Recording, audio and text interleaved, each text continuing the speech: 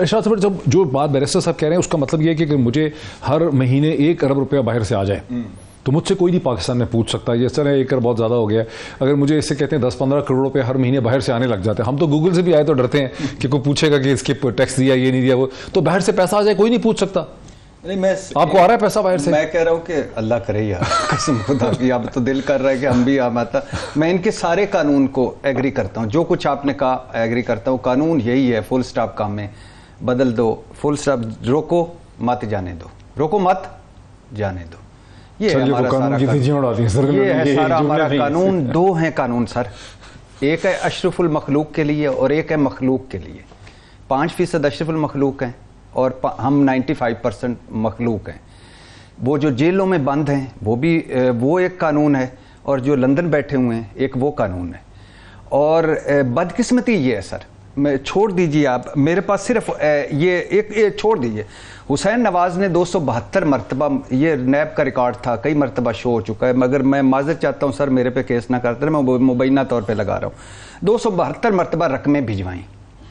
رقمیں آئیں کیسے کہ پیسے آتے تھے انجم اقبال صاحب کے اکاؤنٹ میں, صرف 1 منٹ لوں گا, وہاں سے پیسے جاتے تھے پی ایم آفس کے نواز شریف صاحب تھے, جاتی عمرہ پر ڈیوٹیاں دیتے پولیس اہلکاروں ندیم سرور, محمد اقبال, اورنگزیب, سلیم خان وغیرہ کے اکاؤنٹس میں. ادھر سے پیسے نکلتے تھے جاتے تھے شریف میڈیکل ٹرسٹ و ایجوکیشن و میڈیکل ٹرسٹ کے ڈاکٹر عاصم محمود کے اکاؤنٹ میں. ادھر سے پیسے نکلتے تھے تو جاتے تھے جاتی عمرہ کے ملازم فارم انچارج محمد اسلم کے اکاؤنٹ میں. ادھر سے پیسے نکلتے تھے تو وزیر اعظم نواز شریف صاحب کے ڈرائیور پنو خان ڈرائیور شاہد فاروق کے اکاؤنٹ میں. ادھر سے پیسے نکلتے تھے چپڑاسی ظہور رمضان شوگر مل کے ملازم محمد انیف, فضل اللہ عباسی, مسرور انور, ایس لطیف, فضیلہ منور, نجم الدین تور, سنوبر تور, وحید الحق, عبید اللہ, محمد انیس اور رویس کے اکاؤنٹس میں. ادھر سے پیسے نکلواتے تھے وزیر اعظم نواز شریف کیمپ آفس کے ویٹر کرامت علی, لیاقت علی خان. میں سوچتا ہوں یہ ٹرین اسٹیبلش کیسے ہوتا ہے, میں سوچتا ہوں سر کہ میں نے تو کبھی نہیں, اگر مجھے کسی نے بھجوائے ہیں تو وایا بٹھنڈا تو میں نے کبھی نہیں کیا.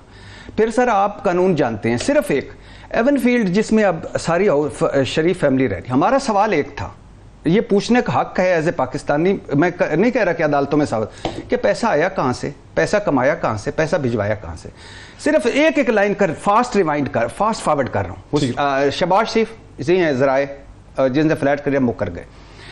حسن نواز, میں کرایہ دار ہوں, مالک کون ہے فلیٹ میں, کرایہ کون دے رہا مجھے نہیں پتا. مریم نواز کیا جب بات لے بیٹھے ہو, بیرون ملک کوئی جائیداد نہیں. سلمان شہباز ہماری جائیداد نہیں, کوئی نہیں لندن میں. اچھا آگے مسلم لیگ 93-95 میں خریدے تھے. حسین نواز 2005-6 میں نے فیکٹری بیچی تھی سعودی عرب کی اور ان کے بدلے وہ فلیٹس خریدے تھے. قطری خط یہ میاں محمد شریف کی انویسٹمنٹ ہے, اسانی گروپ میں جو انہوں نے کی تھی. انہوں نے کہا تھا میرے پوتے کو یہ دیں اور یہ فلیٹس دے دیں. اب سنیے صرف 2 جملے آخری. آپ کے ججز صاحبان, میرے جج صاحبان نے اقامہ پہ 3 نے نکالا, 2 پہ ایون فیلڈ میں نکالا تھا, آپ کو پتا ہوگا, لیکن چونکہ ہم اقامہ اتنا کر دیا تو خیر. اچھا انہوں نے کہا کہ یار یہ فیصل آباد کی کچی چٹوں پہ پیسہ جاتا ہے, یہ اونٹوں پر پیسہ جاتا ہے. اچھا یہی بتا دو یہ فلیٹس قطریوں کے تھے. سر بات یہ ہے کہ اس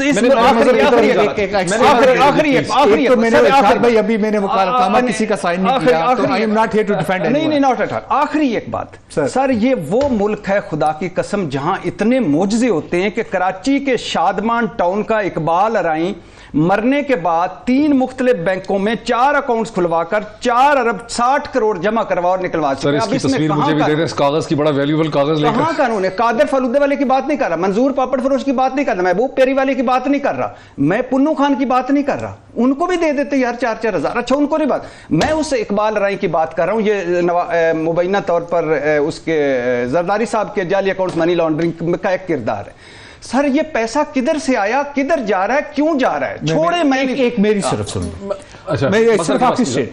ایشو یہ ہے ارشاد بھائی, ایشو یہ ہے کہ اگر ہم نے ان لوگوں پہ ہاتھ ڈالنا تھا, ٹھیک ہے, یہ آپ کی باتیں اگر 100% بھی ٹھیک ہیں تو ہم نے اس کے مطابق قانون کے ذریعے ہاتھ ڈالنا تھا. آپ کی لیگل ٹیم نے کیس غلط بنایا. اچھا اس کے اوپر کیس کچھ اور بن سکتا تھا. میں قانون کی بات کروں گا, میں آپ کی سٹیٹمنٹ سے پورا طرح سہمت ہوں, لیکن ایشو یہ ہے آپ کے لفظ سہمت پہ میں بھی سہمت ہوں, میں آپ کے ساتھ سہمت ہوں, میں معافی چاہتا ہوں. میری آخری بات, ہم نے کیس غلط بنایا, کیس غلط بنایا, ڈن. جو اس کیس کا یہ ہے, یہ کیس ہونا چاہیے کہ نہیں؟ بالکل ہونا چاہیے, بالکل ہونا چاہیے. اچھا, بالکل ہونا چاہیے. اچھا, بڑی کوئکلی میں مظہر عباس صاحب, اور آپ کی ایک بات وہ میں کاٹ رہا ہوں, 7 والیومز ہیں, 4000 صفحات ہیں, 17000 ٹرانزیکشنز ہیں, اور 100 سے زیادہ گواہ ہیں اس کیس. مظہر عباس صاحب, ہم ایک تضاد یہ دیکھ رہے ہیں پاکستان کا کہ فیکٹس تو بڑے کلیئر ہیں, لیکن پاکستان کے قانون میں فیکٹس جو ہیں وہ کسی قانونی شکل میں آتے نہیں ہیں, اور اس وقت آپ کو ایک رولا پڑا ہوا ہے کہ یہ کیا ہو گیا. مظہر, آپ کو بھی آ رہے ہیں کوئی پیسے اس طرح سے باہر سے نہیں آ رہے, تو سر میں اور آپ بھی لے لیں. نہیں جی, مجھ سے تو پوچھا جاتا ہے کہ یہ آپ کا 1500 کا چیک جو ہے یہ کیوں آیا ہے, اور مجھے بتانا پڑتا ہے کہ بھائی میں پی ٹی وی کے ایک پروگرام میں گیا تھا اس لیے ملا ہے مجھے. پھر مجھے یہ بتانا پڑتا ہے کہ میں نے فلاں آرٹیکل لکھا تھا تو یہ وہاں سے آیا ہے. پھر مجھے یہ بتانا پڑتا ہے کہ میں فلاں سیمینار میں گیا تھا, انہوں نے پیسے دیے. تو مجھے تو یہ اس طرح کے چیک, لیکن میں یہ ویسے نہیں کہہ رہا ہوں, یہ سیریسلی کوسچنز اٹھتے ہیں اور پوچھے جاتے ہیں.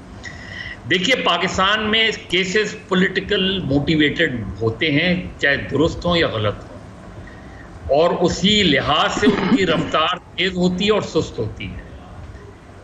آج ہم یہ بات کہہ رہے ہیں, کل کیا یہ, اور اس کی وجہ کیا ہے معید, اس کی بنیادی وجہ یہ کہ ہم نے اپنے اداروں کو آزاد نہیں چھوڑا, ہم نے اپنے اداروں کو خود مختار نہیں کیا. ہم پولیٹیکل اپوائنٹمنٹس کرتے ہیں, چاہے وہ ایف آئی اے میں کرتے ہوں, چاہے وہ نیب میں کرتے ہوں. میں نے نیب کے ایک افسر سے پوچھا تھا عمران خان صاحب کے دور میں کہ all of a sudden B R T اور باقی کیسز کیوں فائل ہو گئے.